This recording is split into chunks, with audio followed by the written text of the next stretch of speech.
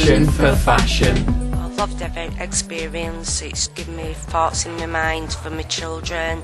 I've got a 9-month-old baby growing out of all the clothes, and I'm getting ideas now to do clothes for her. I've learned how to sew on the sewing machine. I'm very happy with the final outcome. I never thought I would be able to do something like this. I'm really impressed with myself, actually. I mean, I did have a little bit of help from Dawn, but before I came I couldn't really sew. I just used to sew a button on the shirt and that's about it. So I'm quite impressed with myself being able to, alter.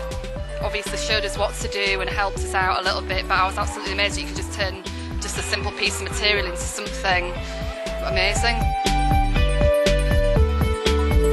The people you've just heard all took part in Leeds-based Passion for Fashion, an initiative which ran for the first time in 2011. 8 housing providers, including Leeds Federated Housing Association, worked in partnership to offer training and advice to over 60 people, from school age to 70 plus, and all living in social housing. Each participant was challenged to create a catwalk-worthy outfit for £25 or under. Using recycled, vintage and ethical materials bought mainly from charity shops and Leeds Kirkgate Market, everyone involved developed a unique and creative outfit under the expert supervision of 3 established ethical fashion designers from Leeds. The project then ended with a full-scale fashion show held at Leeds Town Hall. Sue Jennings, Community Development Manager for Leeds Federated Housing Association, spoke to Janelle Benjamin from South Leeds Community Radio about the rationale behind the project. Passion for Fashion is a joint project between 8 social housing providers in Leeds.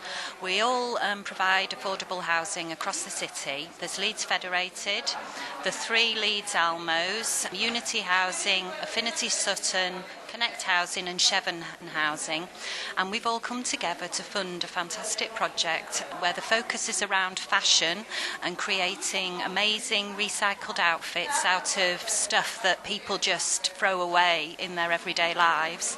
So it's all about being creative, making the most of your money. We're engaging with lots of people who are currently out of work, managing on low incomes, so they need to find ways to manage their money better, but they also need to find ways of maybe getting into further education, training and employment to really make the most of their lives. So the project's all about learning new skills, but also about developing your confidence and self-esteem so that you can really, once you've been involved in the project, you can then make your first steps to being able to do the things in life that you've only dreamed about before.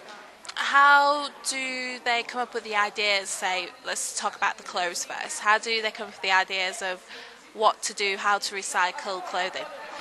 We've engaged the services of 3 amazing eco-fashion designers that are based in Leeds. Today our workshop's been hosted by Karen, who has a clothing label called Ketchup, but we've also got Lizzie from Antiform Industries and Dawn, who has an organisation called Fabrication.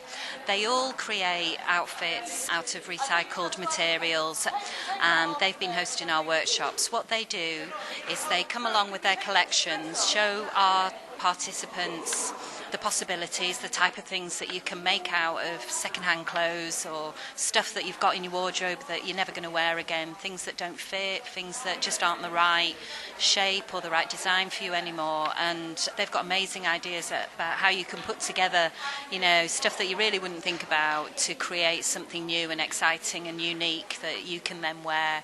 So what they do is they show everybody their collection. They work with them to do mood boards, look at the type of clothes that they like, the colours and the styles that they're interested in, and from that our participants all came up with their own designs of what they want, what type of outfits they wanted to make.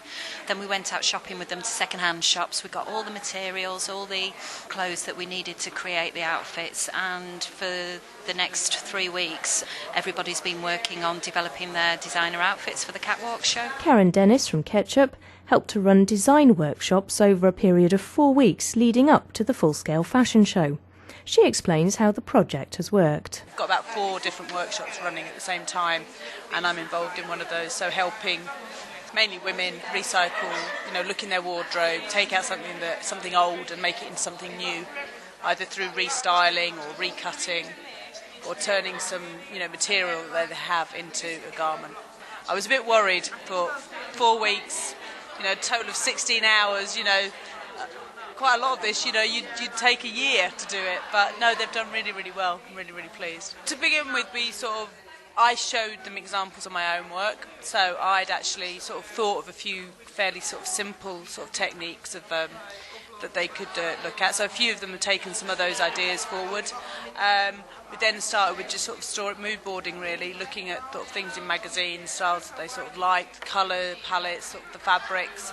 So it's been quite an organic process, and I think the key thing is that those people have brought clothes in that they want. You work from the garments themselves. That's why it's a little bit different from designing, because you can't. You are restricted sometimes by the materials, the garments that you're starting off with. And then a lot of them, it's been adding bits as they've been going along. Sort of does that design process as they make it, really. Passion for fashion. Well, I found a picture of a dress in a magazine, 2 tones with a drape. So then I thought I'd do that, but change the colours and put a baggy netted sleeve on it, so it's not like more or less copying. And I found a pink bag, but I couldn't put the drape because don't want a strong enough material for that, so I just sewn a purple silk bow on it. Well, I like jumpsuits, so I thought I'd do a backless jumpsuit because I haven't really seen a lot of them going, so I thought I'd do a backless one. Well, I'm wearing a pair of black crinkled cotton palazzo pants that are absolutely huge and baggy and very long. I'm wearing a purple georgette sequined top and black patent wedge heel shoes and bag.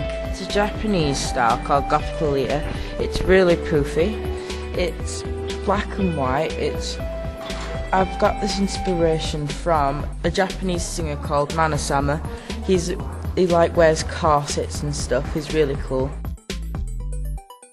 As Sue Jennings from Leeds Federated Housing Association explained in her interview, a key aim of the project was to offer basic budgeting advice without boring dry lectures, but instead using the context of fashion, something that has a wide appeal. Participant Claire spoke to Janelle Benjamin about what the experience has done for her. Initially, I thought it might be from a design, I thought it might be quite hard to achieve what I wanted to do from that just £25 budget.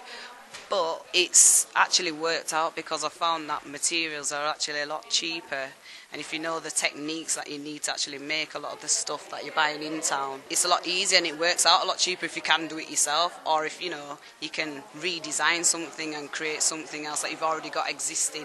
Do you know what I mean? So budget wise, £25. Materials, I've still got change left. And how did you find the budgeting talk? I thought that was useful. I thought some of the younger people would have benefited from the advice that the guy was giving us. He also gave us out some sheets, some leaflets to keep account of what we was using, what we was spending, estimation of what you thought you was going to spend, and then actual amounts, so you can keep an eye on what you're using basically. And I thought that was good because you can relay that back into everyday living. If you can estimate what you need to spend from what you know you have and then put it to what you actually have, it kind of gives you a in-between and a balance where to work. What's your opinion on what housing associations doing here? Do you think, in your experience, how does it benefit you? I think it benefits young people when housing associations do things like this because it helps with general living. So I do think it's quite a good cause and a good experience for young people to have. This Passion for Fashion radio programme was produced and presented by Sally Cooper and Janelle Benjamin from South Leeds Community Radio.